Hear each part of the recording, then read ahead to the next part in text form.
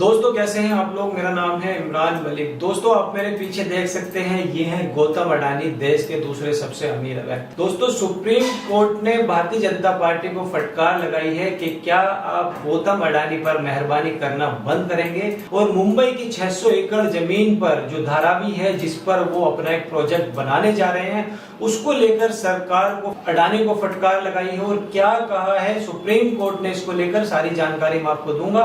अगर आप इस चैनल पर नए हैं तो चैनल को सब्सक्राइब कीजिएगा, बेल आइकन दबाना ना भूलें। दोस्तों मुंबई का धारावी, जहां पर एक एक इंच की जमीन करोड़ों रुपए में है, और वहां पर 600 एकड़ जमीन अडानी पर लुटा देने के मामले में अब कोई अड़चन नहीं है। दोस्तों सुप्रीम कोर्ट ने भी अडानी को आशीर्वाद दे दिया है फिलहाल में। तो दोस्तों मुंबई के अंदर एक बस्ती है धारावी, और इसे दुनिया की सबसे बड़ी झुग्गी बस्ती भी कहा जाता है। दोस्तों इसको चमकाने के नाम पर जमीन का जो खेल हुआ है, उसको अब सुप्रीम कोर्ट की भी हरी झंडी मिल चुकी है। दोस्तों धारावी रीडेवलपमेंट प्रोजेक्ट के मामले में सुप्रीम कोर्ट ने गौतम अडानी को बहुत बड़ी राहत दे दी है। दोस्तों कोर्ट ने कहा है कि अडानी ग्रुप की ओर से जो चलाए जा रहे प्रोजेक्ट पर अभी हम कोई भी रोक नहीं लगा सकते। दोस्तों बता दें कि इस प्रोजेक्ट को दुबई की एक कंपनी है सेटिंग टेक्नोलॉजी कोप ने सुप्रीम कोर्ट के अंदर चुनौती जीती। सेटलिंग अडानी की तुलना में सरकार को लगभग 1.5 गुना रकम देने को तैयार था, लेकिन प्रोजेक्ट किसके पास गया?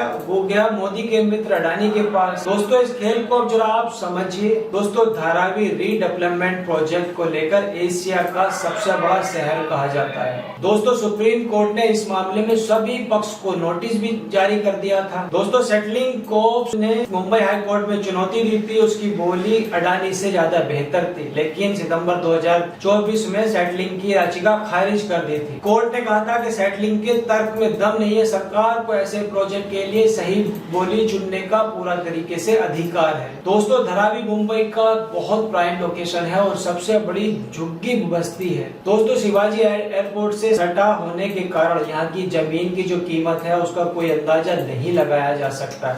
दोस्तों बिल्डर लंबे समय से धारावी की जमीन पर टकटकी लगाए हुए बैठे हैं। दोस्तों लेकिन बाजी किसने मारी है? वो मारी है गौतम अडानी ने। दोस्तों धारावी में 8.5 लाख से ज्यादा लोग रहते हैं। दोस्तों अस्थायी अगर आबादी को मिला दें तो ये संख्या लगभग 10 लाख लोग रहते हैं। दोस्तों मुंबई का ये सबसे ज्यादा घनी आबादी वाला क्षेत्र है। दोस्तों साल 2023 ने डीआरपी के तहत एक ग्लोबल यानी कि एक वैश्विक टेंडर भी निकाला था। इस प्रोजेक्ट के अंदर देश दुनिया की बड़ी बड़ी कंपनियों ने हिस्सा लिया था, और दोस्तों इसी में ही दुबई की सेटलिंग टेक्नोलॉजी ने भी हिस्सा लिया था, और उसने दावा किया था कि उसने 2019 के अंदर धारावी को उसका पुनर्निर्माण करने के लिए 7200 करोड़ रुपए की बोली लगाई थी। और गौतम अडानी ने कितने की बोली लगाई थी? वो लगाई थी 4539 करोड़ रुपए की। मतलब सेटलिंग ने 1.5 गुने से भी ज्यादा बोली लगाई। दोस्तों आरोप लगते हैं कि ठेका अडानी के आरोप से ना निकल जाए, इसे महाराष्ट्र सरकार ने रद्द कर दिया और ठंडे बस्ते में डाल दिया था। दोस्तों थोड़े से फेरबदल के बाद महाराष्ट्र सरकार ने 2022 में धारावी रीडेवलपमेंट प्रोजेक्ट के लिए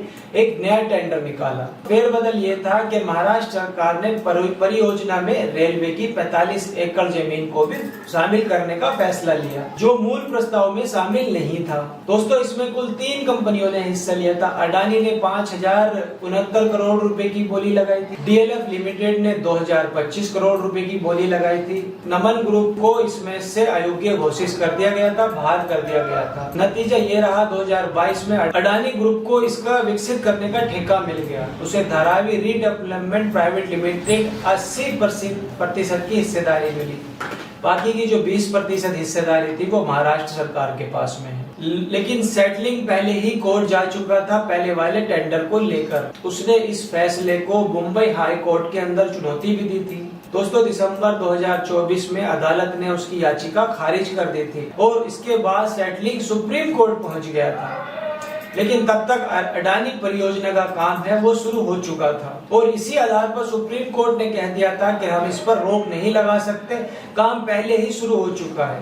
कुछ रेलवे क्वार्टर्स को तोड़ा भी जा चुका है, इसलिए हम अडानी के हाथ अब बांध नहीं सकते। अब दोस्तों ये समझिए कि अडानी इस प्रोजेक्ट से कितना माल कमाने वाले हैं। दोस्तों रियल एस्टेट कंपनियां ताकती रह गई कि उनको भी यहाँ ठेका मिलेगा, और अडानी जैसी अडानी कंपनी ने यहाँ पर छक्का जड़ दिया, और निर्माण क्षेत्र में उनका कोई तजुर्बा नहीं। दोस्तों इतने प्राइम लोकेशन में एक साथ 600 एकड़ जमीन का जो इस्तेमाल है वो अडानी को मिल चुका है, यानी कि अरबों रुपए अब वो कमा सकते हैं। दोस्तों इतने बड़े सरकारी प्रोजेक्ट को हासिल करने के लिए उनकी जो ब्रांड वैल्यू है उसमें बेहिसाब इजाफा भी हो चुका है। दोस्तों धारावी का पुनर्विकास इसमें मुंबई के सबसे बड़े व्यापारिक केंद्रों में बदल सकता है। दोस्त गौतम अडानी को बिना किसी मशक्कत के होटल और शॉपिंग कॉम्प्लेक्स, बड़े बड़े बिल्डर्स को बड़े बड़ी बिल्डिंग बनाने के लिए सैकड़ों एकड़ जमीन मिल चुकी है, जबकि मुंबई के अंदर आधा एकड़ जमीन मिलना भी बहुत मुश्किल हो जाता है। लेकिन गौतम अडानी ने जिसमें 5000 करोड़ रुपए में पूरी धारावी खरीदी, लेकिन इस प्रोजेक्ट की कुल कीमत है वो लगभग 20,000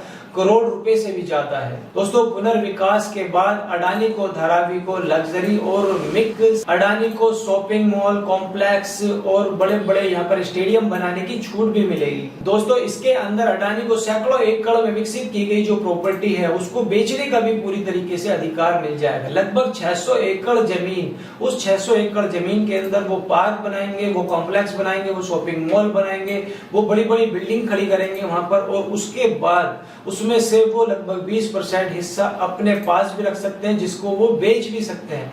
मतलब जिस प्रोजेक्ट की कीमत, जिस जगह की कीमत लगभग 20,000 करोड़ रुपए से भी ज्यादा की है, उसको गौतम अडानी ने महज 5,069 करोड़ रुपए में खरीद लिया। तो ये कह सकते हैं कि लगभग सीधा सीधा अडानी को जो फायदा हुआ है वो 15,000 करोड़ रुपए का उस प्रोजेक्ट से हो चुका है। लेकिन उन लोगों का क्या, जो लोग वहां पर बसे हुए हैं, जिन लोगों की वो जमीनें हैं, जो वो वहां के बासिंदे हैं, लगभग जो 10 लाख लोग हैं, आखिर उनका क्या हो? उन 10 लाख लोगों को वो मकान मिल पाएंगे जिनकी वहां पर प्रॉपर्टी है, जिनकी वहां पर झुग्गी बस्ती है, जिनकी वहां पर खोली है? क्या उन लोगों को वो मकान वापस मिल पाएंगे, या फिर वो एक महज फ्लैट में ही संतुष्ट हो पाएंगे, या फिर उनको एक महज खोली पाएंगे गौतम अडानी? या जिन लोगों के वहां पर कल कारखाने हैं, बताया ये भी जाता है कि धारावी लगभग 20,000 करोड़ रुपए से ज्यादा का व्यापार करके देता है मुंबई को। वही मुंबई जहां पर छोटे छोटे कारखाने हैं, जो जीडीपी, मुंबई की जीडीपी में बहुत महत्वपूर्ण योगदान भी देता है धारावी। अब ये देखना होगा कि कैसे सुप्रीम कोर्ट ने इजाजत दे दी है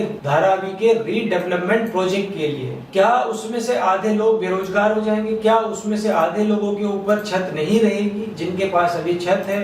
क्या उसके अंदर भी कुछ फेरबदल किया जाएगा कि एक परिवार पर अगर 3 प्रॉपर्टी है तो उसको महज एक ही प्रॉपर्टी मिलेगी? तो ये तो आने वाले वक्त में ही पता चल पाएगा कि आखिर धारावी का क्या होगा। क्या धारावी के लोग उसी तरीके से खुशहाल रहेंगे जैसे अभी रहते हैं, या फिर धारावी के अंदर भी वही बड़े बड़े प्रोजेक्ट बनेंगे और धारावी के लोगों को बाहर निकाल दिया जाएगा? दोस्तों इस पर आपकी जो भी राय है आप हमें कमेंट करके बताइए। वीडियो कैसी लगी वीडियो को लाइक कीजिए, चैनल को सब्सक्राइब कीजिए। तब तक मिलते हैं अनदर वीडियो में। जय हिंद।